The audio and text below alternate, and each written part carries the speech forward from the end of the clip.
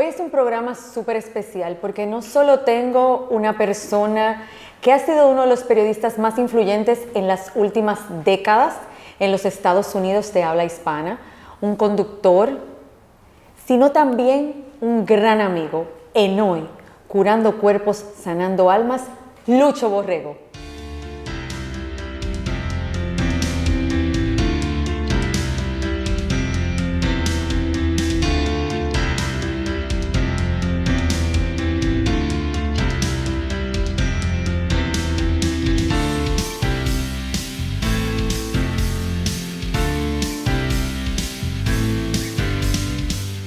Lucho, feliz de tenerte porque tú siempre estás de este lado y ahora vas a estar del otro lado. Bueno, estoy del lado mío de la cámara. Siempre me pongo, así me entrevisten a mí y cuando yo entrevisto siempre me pongo de este lado porque según lo que veo, ay Dios mío, estoy con la experta en los rasgos físicos, pero yo lo que me veo en mi espejo, lo que veo en mi imagen, me gusta más de este ángulo que este otro. Yo soy como Julio Iglesias, entonces casi siempre trato de salir de este lado.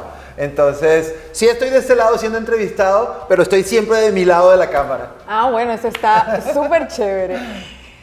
Mira, nosotros te conocemos como figura pública, pero queremos conocer en esta entrevista más la parte humana. Cuéntanos un poquito de tu infancia. Bueno, mi infancia fue muy feliz, doctora, porque yo soy caribeño, yo soy colombiano, pero de la costa norte, entonces yo siempre le oí a mi papá que las personas que crecemos y nacemos frente al mar tenemos otro tipo como de visión del mundo, tenemos una amplitud, no somos... y siempre como una manera de pelea con mi mamá, que era andina. Mi mamá es de Popayán, del sur de Colombia. Entonces siempre la personalidad de las personas que tienen montañas alrededor, o más verdes que azules de los mares, como que tienen otro tipo de comportamiento. Entonces siempre que peleaban, es que tú eres de por allá. Y entonces mi papá siempre dando razones de que el nacer y crecer frente al mar nos hacía más libres. Entonces de una u otra forma capté eso. Es una maravilla despertarte todos los días y ver el mar, saber que tú sales de tu casa y está la arena. Y eso nunca lo entendí hasta que salí de mi casa. Yo salí muy temprano de mi casa y para mí era natural, pero no es natural para la gente ver eso, que es un paraíso. Yo hoy en día vivo en Miami y yo a conciencia he querido vivir en un lugar donde veo el mar recordando mi infancia y parte de mi adolescencia, porque te repito, salí muy niño de allá. Pero fue una infancia muy feliz. Yo fui hijo único durante mucho tiempo, eso me hizo un poco consentido, mimado, tenía todo lo que quería. Pero también tuve mucho amor de mis padres desde su perspectiva, desde lo que consideraban que debía ser mi educación. Pero básicamente esos fueron mis primeros años en Santa Marta. ¿Con quién te identificabas más? ¿Con mamá o con papá? Uy. Ay, Dios mío, puse a pensar, Lucho, qué sabroso. No sé en cuanto a identificación, porque yo creo que como niño yo quería hacer mucho las cosas como las hacía mi papá, pero éramos diferentes físicamente y como que me marcó mucho que desde que yo tengo uso de razón, todo el mundo me decía, pero eres igualito a tu mamá, eres la fotocopia de tu mamá, porque era idéntico a mi mamá, era muy parecido a mi mamá. De hecho, hay una anécdota que odio y la voy a decir. Ay, la van a decir. Cuenta, no, a mí esas son las anécdotas que me gustan, las que odiamos decir. Bueno, pues resulta, ay Dios mío, no sé por qué voy a decir esto, yo creo que ni mi familia lo sabe. Me acuerdo que estaba visitando a mis abuelos maternos en Popayán y estaban unos primitos míos jugando conmigo. Y entonces uno de mis primos me dice, ¿y por qué sales vestido de niña? Y yo, ¿en dónde? En una foto que estaba en la casa de mi abuela. Y yo salgo corriendo y veo la foto de la primera comunión de mi mamá. Era mi mamá con su vestido y o sea, una niña, pero era la cara mía. Entonces yo vi eso y éramos idénticos, en realidad éramos idénticos. Y me dio tanta rabia, yo decía, ¡yo soy niño! Entonces, pero todo el mundo siempre me identificó, desde que yo crecía, que era idéntico o parecido físicamente a mi mamá. Y a mí me daba rabia un poco, no porque no quisiera parecerme a mi mamá, por supuesto. Porque tu mamá era más bonita que tu papá, las mujeres tenemos rasgos más bellos. Exacto, pero tú sabes que siempre crecí queriendo parecerme a mi papá físicamente, porque aunque yo adoro a mi mamá y es la persona más importante de mi vida, el parecerme a ella y que me hubieran dicho toda la vida que era el clon de mi mamá, eso como que me alejaba un poco de mi realidad de varoncito. Entonces yo decía, yo soy niño, pues yo me quiero parecer a mi papá. Lo que son las cosas de la vida, doctora. Mi papá murió el año pasado. Y cuando yo vi, cuando yo me veía o cuando me veo a mí en pantalla, en televisión o en fotografías, yo veo físicamente a mi papá. O sea, cuando yo me veo a mí, yo veo al papá que yo tuve cuando yo estaba chiquito. Entonces yo digo, ¿será que yo me estoy volviendo parecido físicamente a mi papá? Yo no sé si eso, usted sabrá mejor que yo, que es experta, si eso se puede tener. Yo era el clon de mi mamá y hoy en día yo me parezco a mi papá. Y todo el mundo que conoce o conoció a mi papá y me ve a mí, dice, tú eres idéntico a tu papá. Hay que ver también qué tanto se parecían tu papá y tu mamá de niños. No, no tenían nada que ver. No tenían nada que ver. Mi mamá es alta, es rubia. Bueno, ahora está pelo pintado por canas, perdón, mami. Mami, no veas este programa, por favor. Y yo fui rubio como ella hasta los 12 años, más o menos. Entonces, y mi papá no, mi papá es moreno, tiene otros rasgos. Tú sabes que genéticamente tenemos una mezcla de nuestros padres, o sea que sí, tú te pareces a ambos, tienes características de ambos, porque el papá me da el 50% de los genes y mamá me da el otro 50% de los genes. O sea, pero uno sí se puede transformar, de pronto si uno está, perdón que ahora la estoy entrevistando, uno sí se puede transformar físicamente si era el clon de mi mamá, ahora en mi vida adulta, que me parezca a mi papá. Lo que pasa es que tú eres la mezcla de los genes, entonces sí pudiste, tal vez en la niñez, tener rasgos que eran más acentuados de tu mamá y luego, cuando vamos cambiando, porque nosotros al crecer vamos cambiando nuestro físico, porque nuestros huesos se van transformando, se van haciendo más grandes, etcétera. Incluso cuando lleguemos a la vejez tenemos la nariz muchísimo más Dios grande. Mío, doctora, me va a tener que operar la nariz. Operar la nariz, sí. Entonces sí, es totalmente posible. Claro, claro que sí. Y cuéntame por qué saliste de Colombia. Bueno, por muchas razones, en la medida que he ido creciendo en edad, me he enterado de situaciones que de pronto obligaron a mis papás a mandarme a estudiar fuera. Primero que todo, yo siempre sabía, por los deseos que tenía mi papá en la educación mía y de mis hermanas, que nacieron años después de que yo fui hijo único, muy mimado, yo siempre supe que mi papá quería mandarnos a estudiar fuera. Era parte como de la cultura, de nuestra idiosincrasia.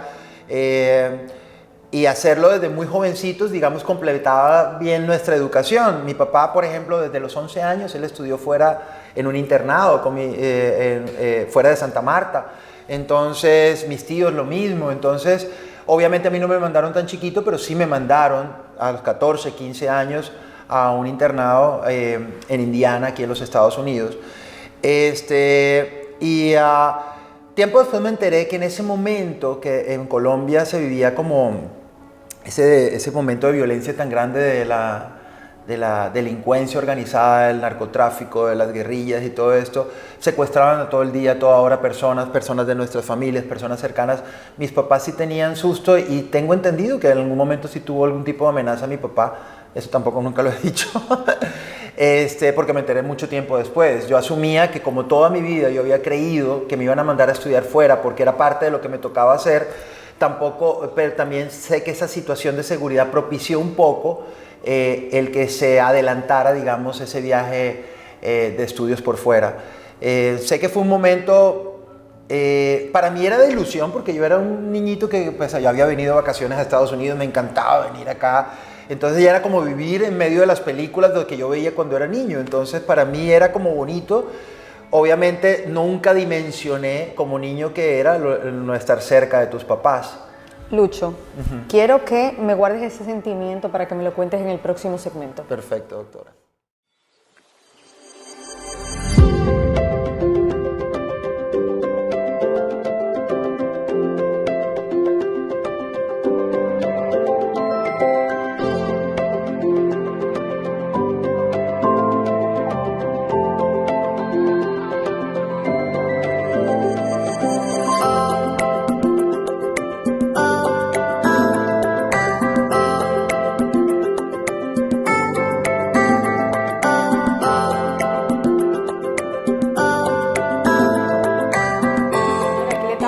sacando, como dicen en República Dominicana, todos los trapitos al sol, a Lucho. Todo lo que él nunca ha dicho lo está diciendo acá. Sí. Y estábamos hablando de que tuviste que venir muy joven acá a Estados Unidos a un internado que te mandaron tus padres, que luego te enteraste que era por la situación tan terrible que estaba viviendo Colombia en ese momento. Ajá, ajá.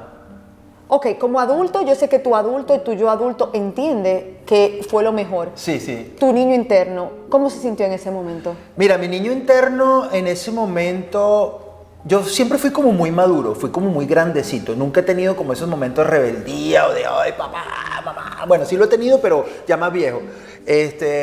Pero en ese momento yo sabía que me tocaba hacer. Cuando tú desde chiquito oyes, cuando te vayas a estudiar afuera, cuando te vayas fuera del país, cuando te vayas de Santa Marta, en tu chip interno sabes que te toca hacerlo. Y sin compararme, digamos, con las casas reales europeas, el que nace como príncipe de Asturias sabe que algún día va a ser rey de España.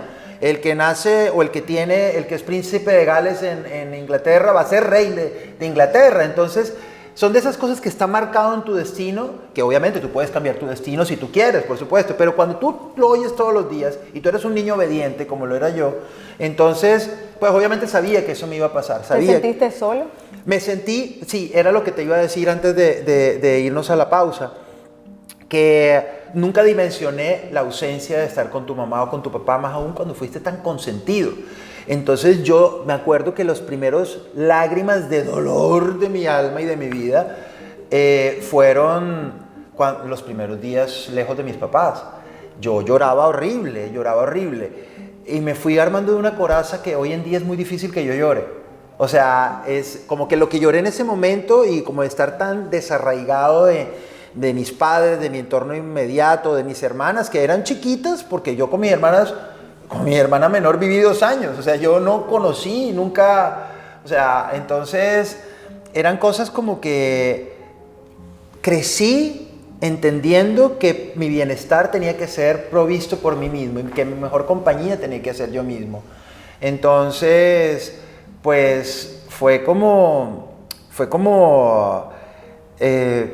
difícil al comienzo, pero después me acostumbré y hoy en día me acostumbro a todo. Me acostumbro a estar solo, soy feliz estando solo, me cuesta trabajo estar, no soy de tours, o sea, cuando voy de vacaciones voy solo porque sí me atormenta estar con gente después de mucho tiempo y paradójicamente trabajo con gente, con público, entonces, y me llevo bien con todo el mundo, yo disfruto estando con la gente, pero cuando no estoy rodeado de personas o cuando no tengo que estar rodeado de personas, disfruto enormemente estando solo porque hice de la soledad mi mejor compañía.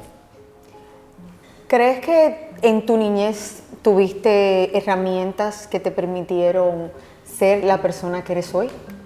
Sí, indudablemente, porque el haber crecido tan solitario, el haber sido como mi mejor juguete eran mis libros, yo me la pasaba jugando con mis cosas, yo era como Kiko, como ñoño, yo tenía el cuarto lleno de juguetes y yo era muy creativo. Yo volví de esa creatividad, yo volví de mi soledad, mi creatividad que me lleva hoy en día a hacer mis proyectos profesionales. Y además porque fui objeto de mucho bullying. O sea, eso sí te lo confieso, no es la primera vez que lo digo, porque siempre cuando ocurren situaciones de suicidios de niños, de personas que han tenido una vida súper dolorosa por el tema del bullying, yo sí me identifico con esas cosas y lloro. Yo que no lloro, lloro cuando veo ese tipo de noticias. Entonces yo, para evitar estar en contacto con los otros niños que me hacían maldades, yo volví de mi cuarto mi santuario. Entonces yo leía, jugaba, armaba mis cuentos y yo los escribía después. Entonces eso me dio, digamos, las herramientas para que en mi vida profesional de hoy en día tenga, digamos, por lo menos el léxico para hablar con las personas, tenga las herramientas para interactuar con las personas. Era súper televidente, me veía todo lo que pasaba, desde las 5 de la mañana que prendía la señal en Colombia, yo veía todos los fines de semana, los super amigos, yo veía hasta los programas educativos, yo veía todo, porque me encantaba. Entonces imagínate, ese tipo de cosas sí me han dado ¿cómo se llama? Las herramientas para ser lo que soy hoy en día. Wow, qué tema, el bullying. tuviste la noticia de este chiquito de 12 años que se suicidó por el bullying. ¿Qué sentiste y qué recomendaciones tú le das a personas que quizás están viéndonos y que son objetos de bullying? Mira, ¿qué sentí? Lo mismo que siento cada vez que veo este tipo de noticias tan infortunadas. Nadie merece morir por bullying. Nadie merece, ninguna persona tiene que ser acosada, ni joven, ni viejo, ni adulto, y mucho menos un niño. Los niños pueden ser terriblemente crueles, pero porque no tienen la conciencia de cuándo están haciendo una maldad o no. Y eso casi siempre es propiciado porque no hay las directrices en casa o las normativas para entender que no todos somos iguales, que no todos, o sea, siempre se ataca o se critica a quien es diferente.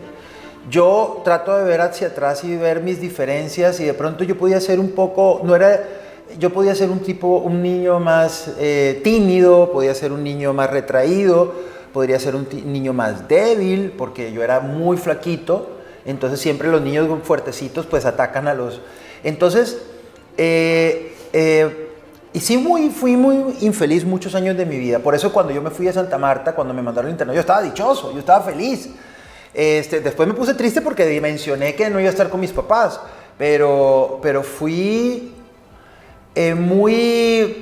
pero cuando veo estas noticias no dejan de dolerme, no dejo de llorar por eso. Yo recuerdo hace unos 3 años atrás, yo ya siendo pues obviamente una figura pública, un hombre reconocido por los medios, me acuerdo que estaba viendo en mi casa, no, eso fue como 5 años atrás, estaba viendo en mi casa Primer Impacto y estaban dando la noticia de un niño en España que se había tirado de un piso 12 por bullying. Yo estaba trabajando y yo me levanté y fui a ver, y las lágrimas se me caían solas porque decían que la mamá no había entendido y que encontró en el osito de peluche del niño, que se llamaba Teddy, el osito de peluche. Yo tenía un osito de peluche que se llamaba Lucho. Mi osito se llamaba, decía, la respuesta está en Teddy, en Lucho. El Lucho era el osito y a mí me dicen Lucho. Entonces que la mamá sacó ahí y contó la carta de lo que le hacían los niños en el colegio. Y yo no paré de llorar, al punto que en la noche me acosté a dormir y escribí en Facebook como un tratado de lo que fue esas partes de mi vida, pero desde la perspectiva no del dolor, ni del rencor, ni del resentimiento, sino que eso forjó mi personalidad un poco más fuerte, yo puedo llegar a ser reactivo en muchos momentos, que tengo que también tratar eso, sino también el hecho del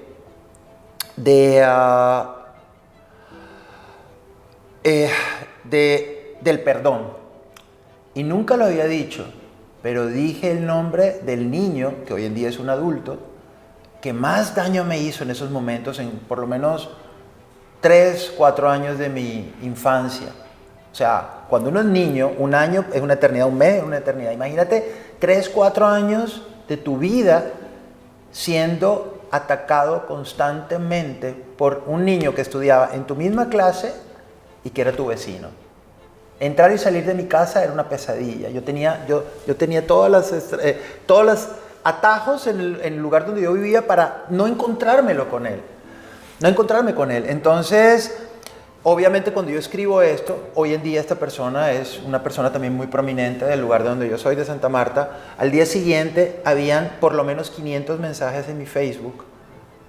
Nunca en mi vida yo había visto eso en mi Facebook, en mi página personal, donde están conocidos míos porque somos de la misma ciudad,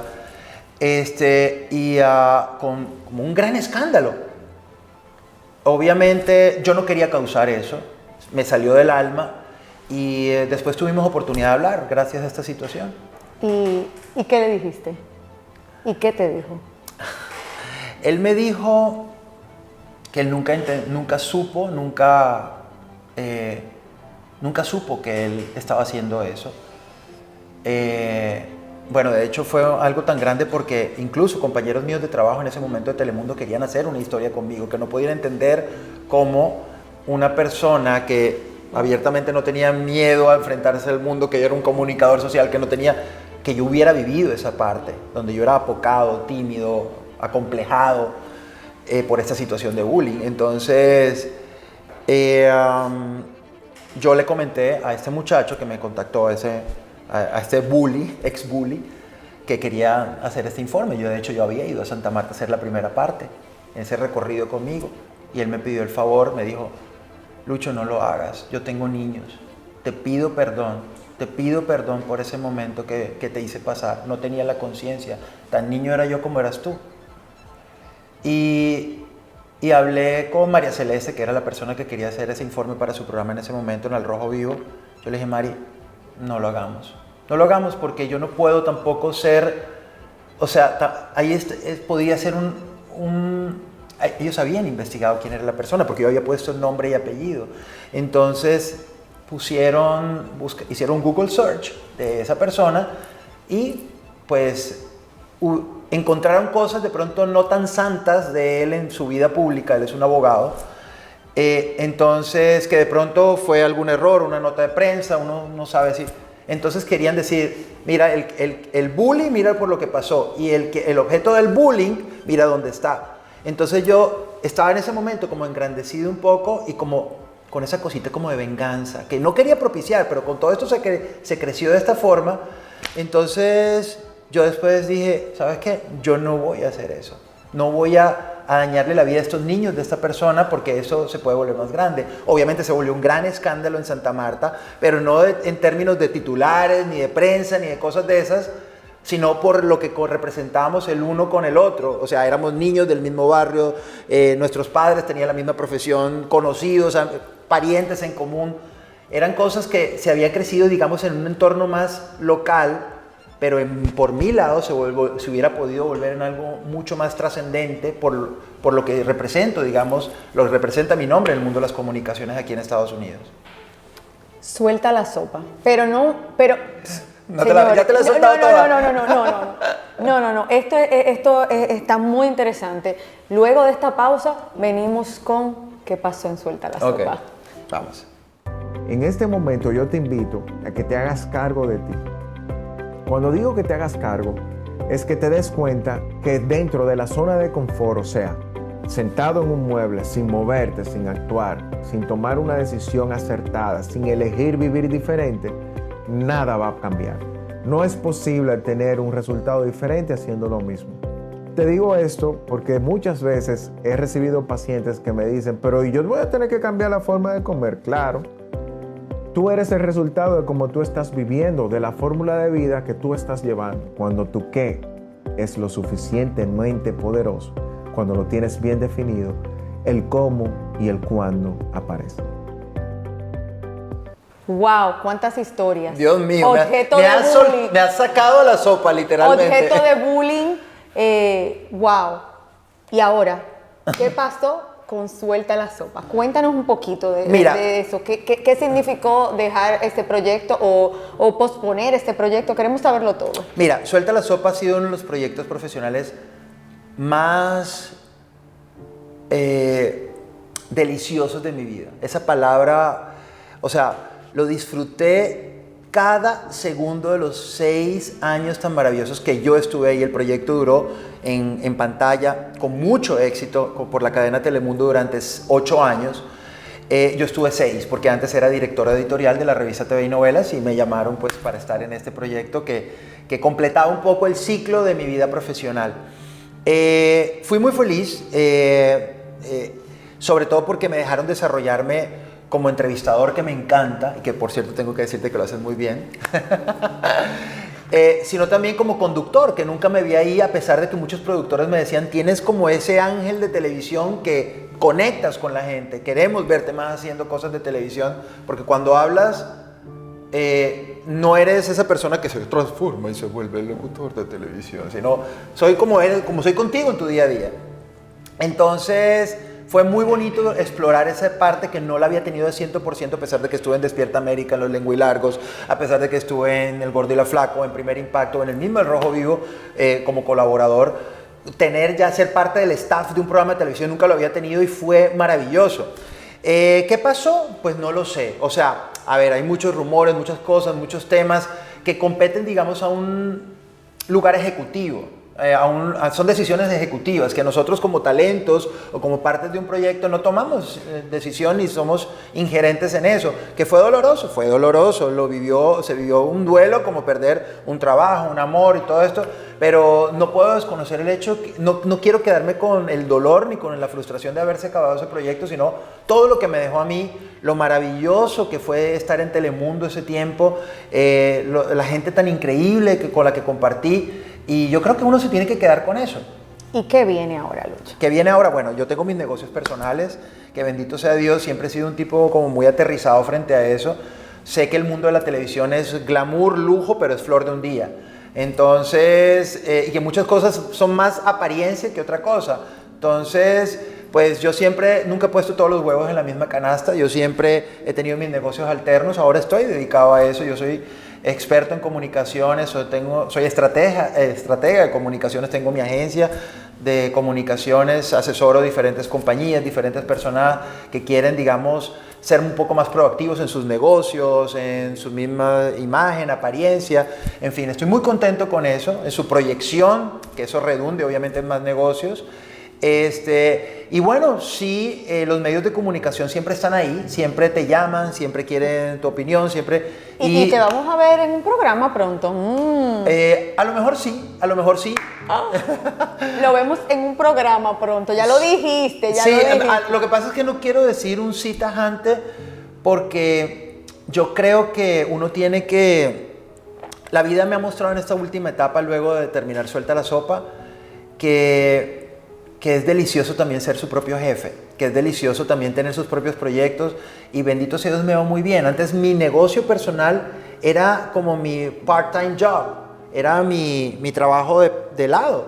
Entonces, y hoy en día es mi full job, mi full-time job.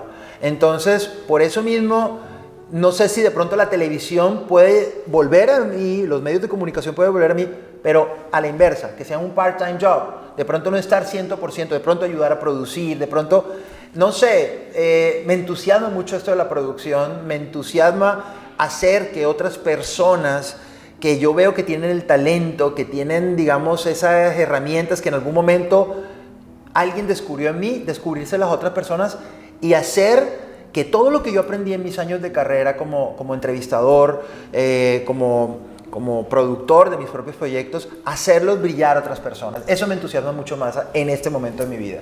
Qué rico. Y si tuvieras una maquinita del tiempo, sé que no la tenemos todavía, tal vez la tengan escondida por ahí, y pudieras cambiar algo de tu vida, ¿qué sería eso?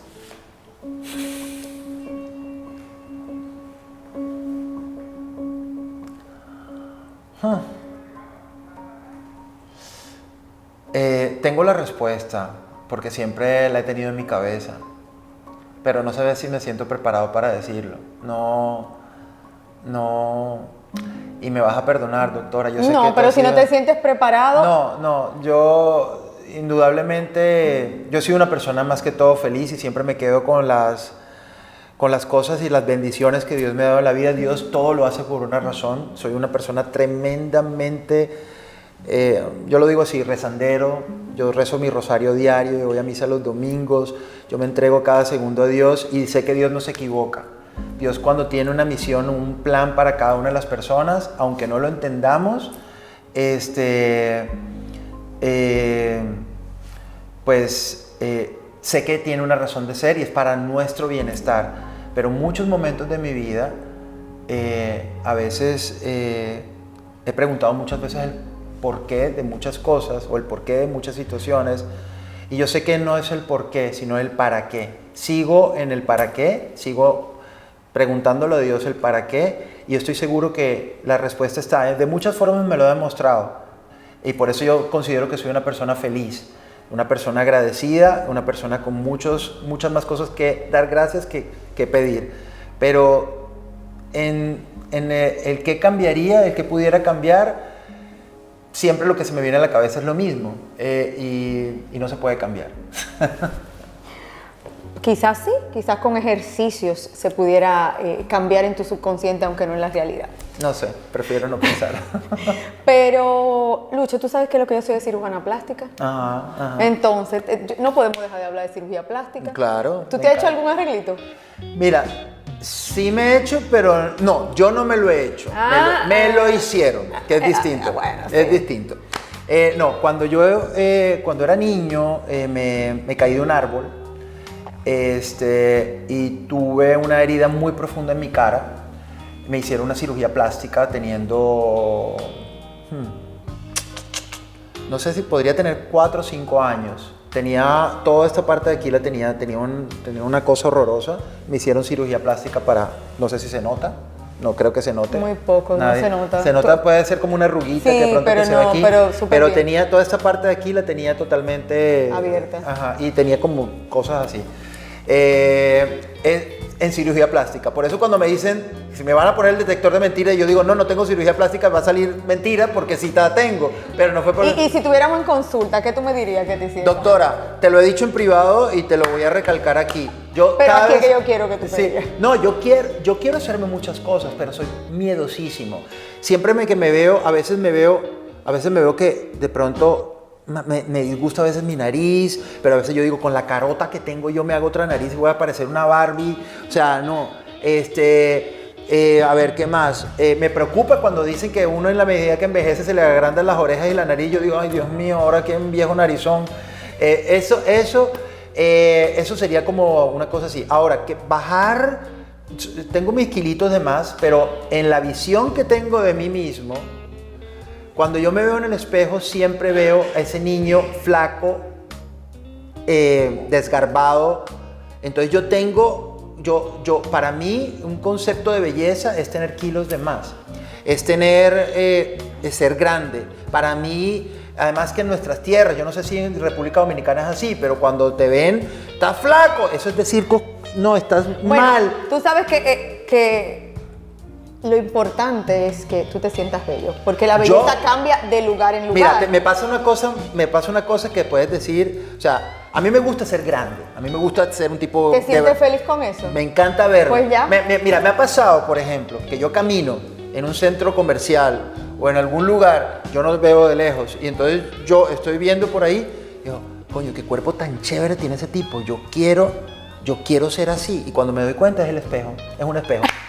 O sea, yo me encanto, yo me gusto. Entonces, no hay nada que hacerte. Tú sabes que este programa se llama Curando Cuerpos, Sanando Almas. Ajá. Y todos necesitamos que tú nos cuentes una anécdota, un aprendizaje, algo que te haya cambiado. Y que compartas esto con todo nuestro público para que podamos aprender contigo. Una anécdota que me haya cambiado. O que haya marcado un antes y un después en tu vida y cómo la pudiste superar. Mira, he tenido muchos momentos en la vida que han sido antes y después, que han sido parteaguas en mi vida, pero yo creo que la muerte de mi papá, el año pasado fue... No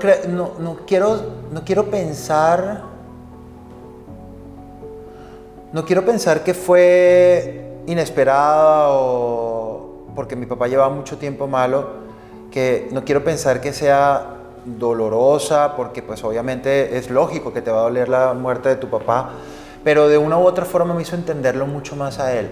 Siempre hubo como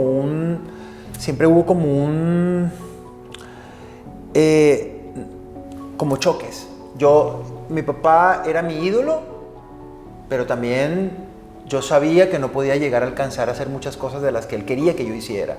Y yo siempre sentí que yo no fui el hijo que él esperaba. Entonces, pero también sabía que me admiraba, porque yo por mi propia cuenta, yo hice un mundo distinto al que él siempre me decía, pero es que yo no entiendo el mundo de la televisión, yo no entiendo por qué tú te metes con esta gente que para mi papá o por la idiosincrasia de mi papá, todo el mundo de la farándula y del espectáculo y donde yo me movía era algo que no pertenecía a lo que él quería de mí. Él quería que yo fuera abogado, mi papá era arquitecto, tenía una firma constructora, mi abuelo era uno de los médicos más importantes de la ciudad de donde yo soy.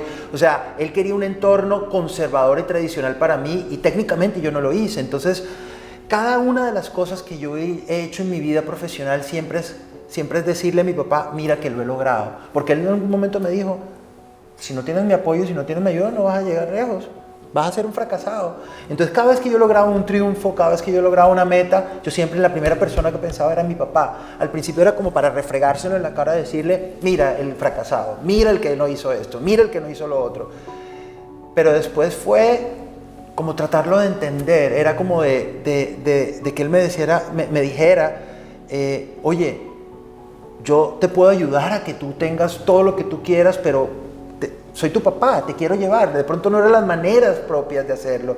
De pronto él quería en su manera de controlar, en que yo me llamo como él. Era su único hijo varón. Tenía tantas metas que yo muy dentro de mí he creído que nunca he logrado llegar siquiera a estar cerca de lo que él quisiera de mí. Pero cuando se murió, yo me puse en sus zapatos, en su papel, tratar de entenderlo. Es mucho más fácil para mí, aquí va la respuesta a tu pregunta, te libera mucho más ponerte en los zapatos de los demás, y más aún te lo digo yo, una persona que tiene fascinación con los zapatos, es mucho más fácil ponerse en los zapatos de los demás y tratar de entender lo que piensan los demás para que tú no tengas cargas en tu vida, para que tú no tengas resentimientos, no tengas rencores y de pronto puedas tratar de entender de pronto que esa persona que tú crees que es terrible contigo no es tan terrible, de pronto tiene sus razones. Entonces yo creo que yo creo que puede ser una gran lección, una cosa que me trato de hacerlo a diario porque soy bastante temperamental. Yo cuando exploto, pero trato de recogerme y después analizar la situación y ponerme del otro lado. Y trato de conciliar. Eso yo creo que es una de las lecciones más importantes. Vivir en empatía. En empatía, exactamente.